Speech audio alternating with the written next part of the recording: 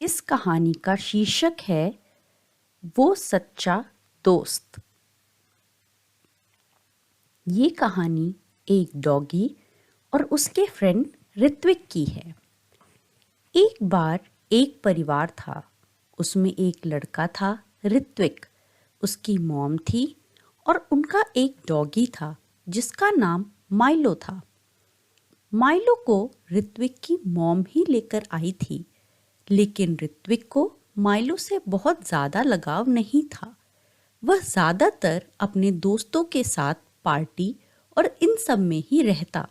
उसे घर पर रहना कम ही पसंद था।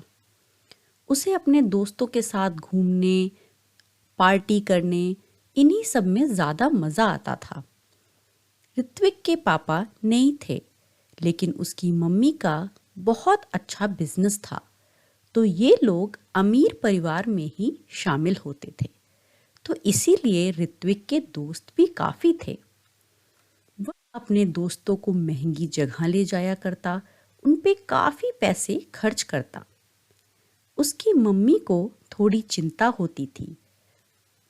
उन्हें लगता शायद वह अकेले होने की वजह से इतने दोस्तों के साथ समय बिताता है, इसीलिए वह माइलो को लेकर भी आई थी। फिर भी ऋत्विक ज़्यादातर समय दोस्तों में ही बिताता था। लेकिन माइलो ऋत्विक को जब भी देखता वह बहुत ही ज़्यादा खुश होता और जाके उसके इधर उधर घूमता रहता। तो ऋत्विक थोड़ी देर खेलता भी उसके साथ, लेकिन फिर वह अपने फ़ोन लैपटॉप में व्यस्त हो जाता। लेकिन माइलो फिर भी उसके कमरे में उसके आसपास ही बैठा रहता और खुश रहता, चाहे ऋत्विक का उस पर ध्यान नहीं रहता। फिर भी वह अक्सर सुबह उठ के ऋत्विक के कमरे के बाहर जाके बैठ के उसका इंतजार करता, और यहाँ तक कि रात में भी कभी ऋत्विक बहुत देर से भी आता, फिर भी वह जगा रहता और बार बार खिड़की से ऋत्विक के आने की राह देखता। एक अलग ही प्यार था माइलो का ऋत्विक के लिए। कभी कभी उसकी माँ बोलती, देखो माइलो तुम्हारा सबसे सच्चा दोस्त है, लेकिन तुम उसके साथ ज़्यादा समय ही नहीं बिताते। तो इस पे ऋत्विक कहता, क्या माँ, मुझे बात करनी होगी तो ये मेरे से बात करेगा क्या?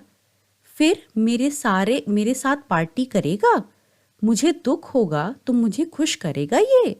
ये सब नहीं कर पाएगा ना? तो वो तो मेरे अपने दोस्त ही करेंगे ना, तो वही मेरे सच्चे दोस्त हैं और इसीलिए मैं उनके साथ ज़्यादा समय बिताता हूँ, जैसे उन्हें बुरा ना लगे और वो लोग हमेशा मेरे साथ रहें। देखते देखते समय बीता, सब अच्छा चल रहा था।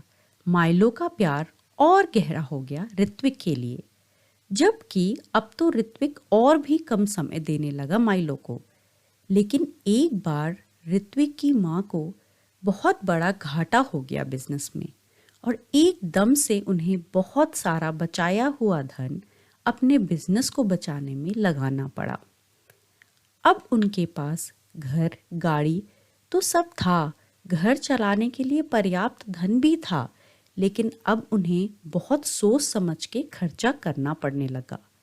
तो ऋत्विक की माँ ने ऋत्विक से बोला, बेटा, अब तुम्हें पार्टी आदि और फालतू की फिजूल खर्ची पे रोक लगाना पड़ेगा कुछ साल तक, जब तक कि मैं अपना बिजनेस वापस से उसी ऊंचाई पे खड़ा ना कर लूं।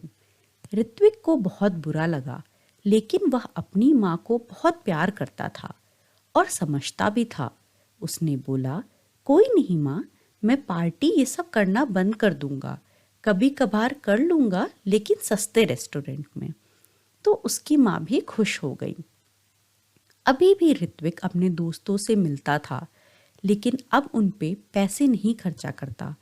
कभी बाहर खाने जाते भी तो जैसे पहले ये बिल भरने के लिए अपना कार्ड निकालता था, अब वह सोचता कि कोई और बिल भर दे। ये बर्ताव देख के उसके थोड़े दोस्त अब उसके साथ कम घूमना शुरू कर दिए, और थोड़ा और दिन बीता तो लगभग सारे दोस्त ही अब ना मिलने के बहाने बनाने लगे।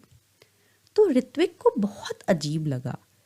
फिर जो एक दो दोस्त बचे भी थे, उनसे ऋत्विक ने जब सब बात बताया तो वो सब सुन के अब उससे दूर रहने लगे।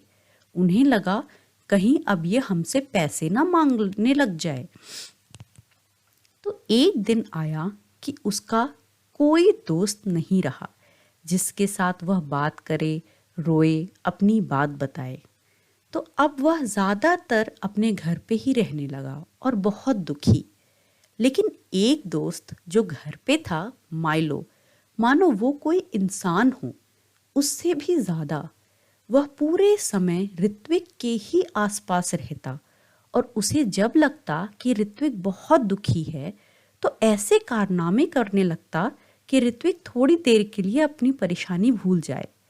फिर कभी कभी ऋत्विक खाना नहीं खाता, पूरे दिन अपने कमरे में ही रहता, तो ये भी उसके पास जाके बार बार उसे खाने के पास ले जाता, खींच खींच के। फिर ऋत्विक गुस्से में खाना खा ही लेता, ये सोच के कि अब ये परेशान नहीं करेगा। कभी ऋत्विक अकेले में रोता तो उसके पैर पर सर रख के लेट जाता। तो पता नहीं क्यों ऋत्विक को तब ऐसा लगता कोई उसके पास है। तो ऋत्विक अपनी सारी बातें माइलो को ही बता देता और माइलो उसकी बात ऐसे सुनता जैसे सब समझ रहा हो। ऐसा करके ऋत्विक को बहुत हल्का महसूस होता। वह माइलो के सामने ही अपना सारा दुख बता बता के खूब रोता और उसे उसके बाद बहुत हल्का और अच्छा फील होता। उसे यह बहुत अजीब सा लगा और अब तो माइलो इसके साथ आकर सो भी जाता, तो ऋत्विक को अब अकेला लगना कम हो गया और वह वापस से थोड़ा खुश होने लगा। लेकिन अब उसका कारण उसके पुराने दोस्त ना थे, उसका कारण माइलो था। अब ऋत्विक माइलो को बाहर भी ले जाता, उसके साथ खेलता, उसको डॉग्स कैफे यहाँ सब ले जाता और उसे बहुत ज़्यादा खुशी होती, क्योंकि उसे अब यह लगने लगा कि माइलो को चाहे वो समय देता था, नहीं देता था, तब भी माइलो सबसे ज़्यादा सिर्फ ऋत्विक को ही प्यार करता था और उसने उसका साथ एक बार भी नहीं छोड़ा और यहाँ तक कि उसका सारा दुख, सारी बातें भी सुनी। अब धीरे धीरे एक दो साल में उसकी माँ का बिजनेस वापस से सेटअप हो गया और वो लोग वापस से वैसे ही अमीर बन गए। यह देख उसके पुराने दोस्त वापस आने लग गए। लेकिन अब ऋत्विक ने किसी से वापस दोस्ती नहीं करी, क्योंकि अब उसके पास उसका सबसे प्यारा और सच्चा दोस्त था, जो उसके अच्छे बुरे दोनों समय में उसके साथ एक ही था। तो दोस्तों, इस कहानी से हमें यह शिक्षा मिलती है कि हमेशा अपने सच्चे दोस्त और मतलबी दोस्तों को पहचानो और सच्चे दोस्तों के साथ ज़्यादा समय बिताओ, चाहे वो किसी भी रूप में हो, क्योंकि मतलबी दोस्त बस मतलब तक साथ देंगे, लेकिन सच्चा दोस्त हर सुख दुख में साथ देगा। Thank you. अगर आपको मेरी कहानी पसंद आती है तो आप इस वीडियो को लाइक करें, मेरे चैनल को सब्सक्राइब करें और वीडियो को शेयर करें। Thank you.